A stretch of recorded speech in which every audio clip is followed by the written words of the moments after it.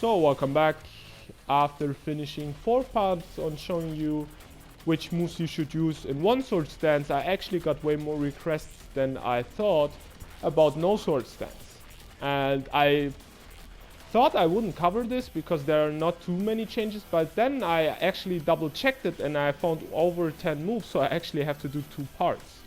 So today we're gonna cover 5 moves that are very good in no sword stance. And I will give you first and foremost a general overview on what I think changes, what are the benefits and what are the losses you have to take while changing from one sword to no sword stance, and when I will apply this stance. So first and foremost, my Yoshimitsu revolves around getting the life lead and then playing very annoying keep out with Yoshimitsu, and then sprinkle in some gimmicks to overwhelm the opponent and question themselves. And if someone tries to rush me down, I have very good whiff punishment, very good punishment in general, depending like on range. And of course, I have very good interruption tools if he comes too close. In no sword stance, you're losing out on a lot of range punishments. So Kota's CD1, for instance, has no range and loses his Oki ability, which is a huge loss actually. You're losing out on some range of back to 2, and sometimes it's inconsistent where the first hit will hit and the second one will whiff.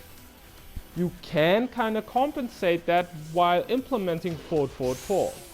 If you train yourself to whiff punish with forward 4, you will get approximately the same range, even more if you dash it in deeply, and if you time your dash right and delay the input, the move even gets some added tracking to it. It can be used in the same manner as CD1, because if you do it good, it has 17 frame startup. So it can kind of compensate for that. And if you losing out on back 2, what I like to do is rely on down forward 1-4. It has a little bit less range, but it's more reliable for me at max range instead of back 2, which can kind of suck in no sword stance. The next thing you're missing out on, which is huge, is counter hit down 1 in no sword stance.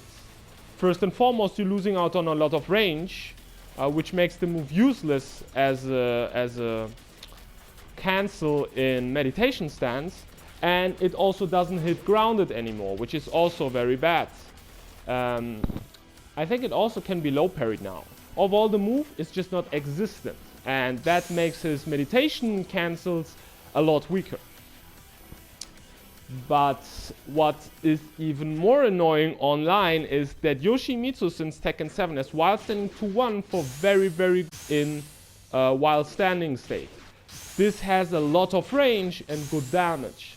So for instance, if you block Akuma's down 4 most of the time, you're gonna aim for 75 damage. But in no sword stance, this is not a launcher anymore, which means you have to rely on a hop kick that has literally no range. So if you block a well-placed down 4 from Akuma, you cannot launch him anymore. There comes forward 4 again. This move in Tekken Tag Tournament 2 was his staple punisher for like long-range stagger lows. It has good range and it's a mid, so it doesn't matter if it recovers crouch or standing. And you will get decent damage around 70 with this move. And the range should never be an issue, so you have to familiarize yourself with Fubukini when you want to use no sword stance. I use one sword stance if I think that I'm the better player. When I play an opponent where I see I can beat them with my Tekken fundamentals, I stay in one sword stance all the time. But if I play an opponent who's better than me, I switch to no sword stance, because high risk, high reward moves can open up opponents even if they have a good defense, and Yoshi gets a ton of them in this stance. One thing to mention though, Yoshimitsu is a character in my opinion kind of like Eliza that revolves about damage and is wall Oki now. Yoshimitsu loses a lot of that in no sword stance because he has no way to go into Dragonfly and his unblockable cancel doesn't track down tech rollers anymore. So he loses out on this, and also of course on the Oki on CD1, which makes this wall game kinda weaker, but I will cover that, how you gonna deal with that and how you can still apply pressure. Overall, I think if you're fighting a better opponent, no sword stance is better, and I really like the stance. So now we're gonna start to cover the moves one by one. This is the first part, there will be a second part. And the first move we're gonna cover is 2-1. 2-1 is his new 10 frame Punisher, which does 29 damage I think without rage and gives him a knockdown. That's one of the big reasons why I like using this against opponents that are better than me, because most likely if they throw something out that's punishable, it's minor punishable. It's not gonna be -14 where Yoshimitsu starts to shine, or -13, it's gonna be around -12 to -10. And at -10 now, I have a wall splatting jab punish that does decent damage. And of course, what that also does is if you are at the wall and you try to pressure someone, good players will try to get out by dash blocking, by jabbing, or by sidestep blocking or side walking. With Yoshimitsu, I'm usually, if I'm a no-sword stance, I like to stay around here to pressure my opponent at the wall. And no-sword stance, however, I go very, very deep on the opponent, because my flash now tracks their sidestep, and every time when I'm in full crouch, I could flash with more range, I could knock them down, and I have way better options. And if they decide to panic hop kick, I can finally let them eat a very beefy punish for that, which I can't in one sword stance. And what makes this string even better is that on block it jails for some reason. It is the only jab punish which is a high and wall splat that jails. Lilies, Jins, they all don't jail. But this one does, and it's -5, which makes flash a very decent option if someone wants to mid-check you afterwards, or Kichu parry if someone jabs you. So you can be very, very pesky at the wall with this. And of course, it's a normal hit 10 frame wall splat. So sometimes if you like -3, -4, if they for instance block this string, you can throw this out sometimes to get a cheeky wall splat. The next move that I want to cover is down for 3-1. Down for 3-1, which I showed you in my one sword guide, is always a good mid string with no tracking.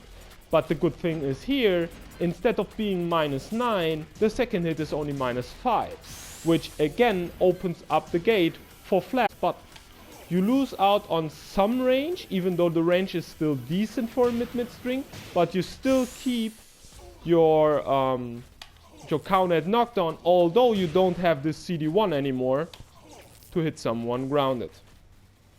So what you can do here is up for 3+4, 3+4, but they can block this.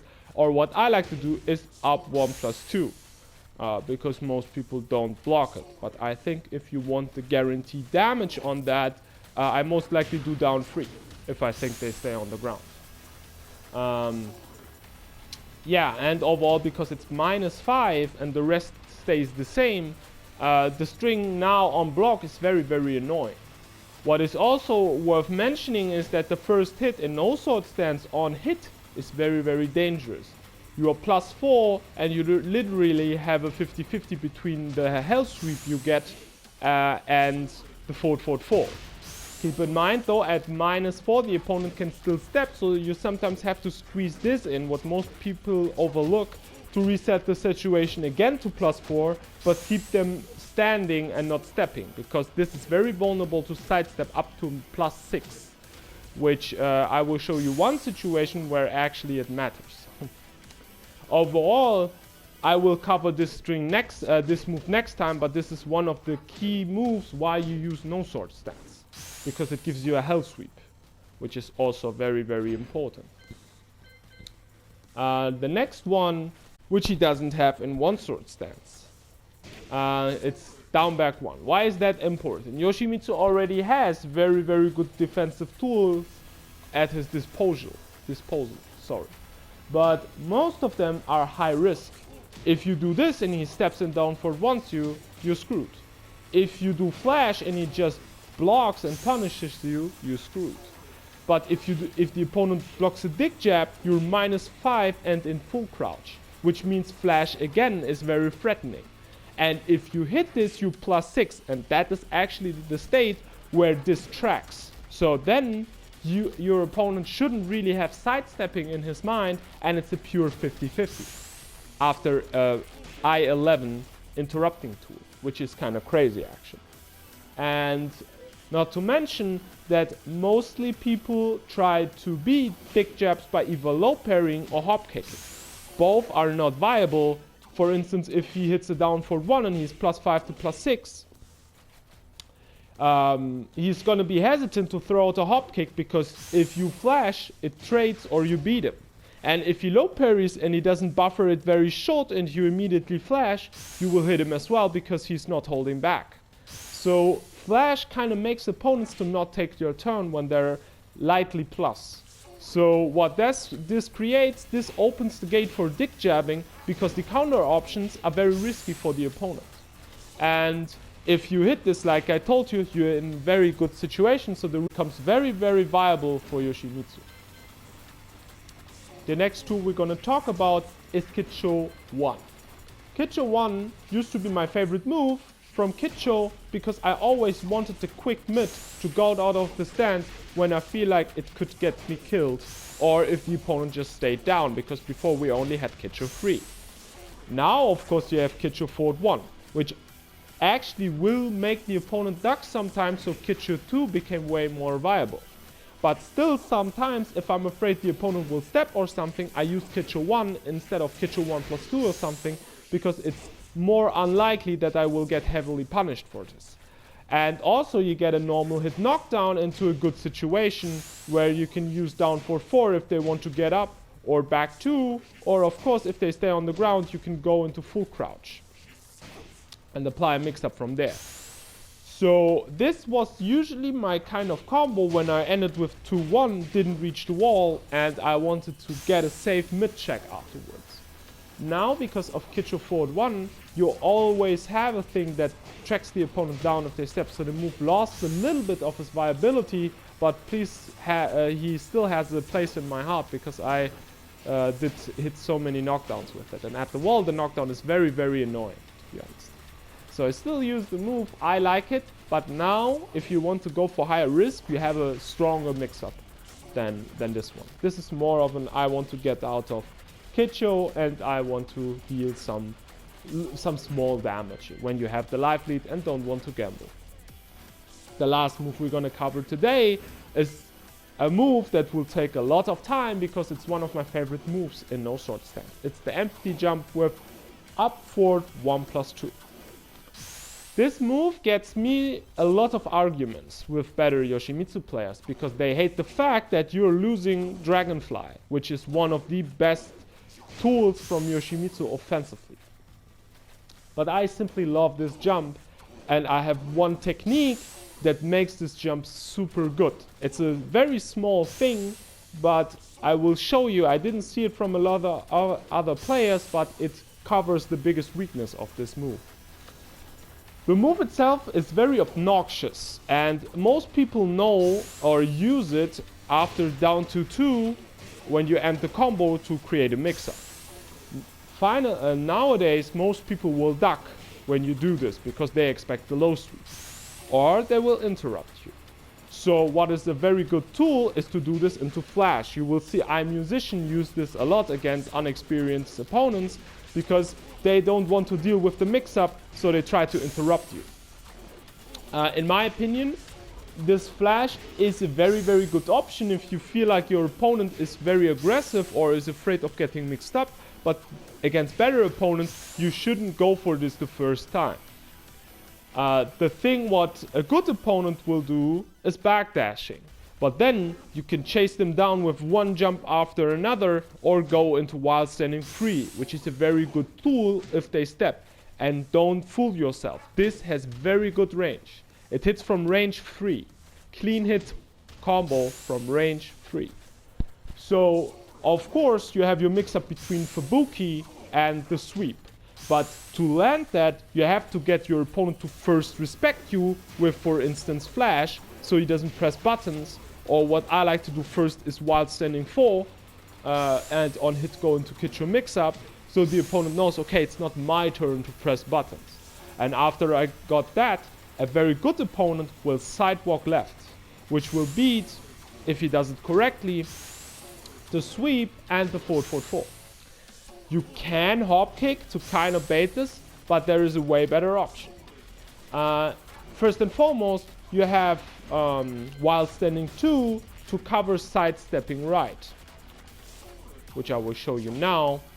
If he tries to react to the jump and tries to sidewalk up, he will get clipped into -7, which is very, very annoying. -7 and back turn, even though you don't have the back turn down 1 anymore, is a very bad situation. But if you see he steps into the other direction, so to your left, you will see that all your options will fade away and the mix-up doesn't look as good for you anymore. And a lot of Yoshimitsu players tend to use this then, up forward 4, which is very, very slow and can be fuzzy. So you just do a small sidestep into block and nothing will happen. Here comes what I do. I do wild standing 1. Wild standing 1 looks so shitty in this situation because on hit it's only +1, but look at that. There is no way they're gonna sidewalk this. It's a safe mid, it comes out rather quickly, and on hit, if you're sharp, you can hit confirm it into 1-1. This is 0, which is kind of annoying, but still decent, and when you hit this once or twice, they're gonna stop sidewalking at all, and then is the time where you can mix them up with the sweep. This only applies to opponents that are familiar with the character. In most cases online, you're gonna be fine doing either the sweep, forward 4, or flash immediately. I have so many videos against top European players where this really fucks with their head. And I score so much damage with this. I even got texts where I jump over at the wall and grab them for back turn that I will show you in another video. So in my opinion, this is a very underestimated tool because it crushes mids and highs and is very annoying to deal with on Oki and even in the open.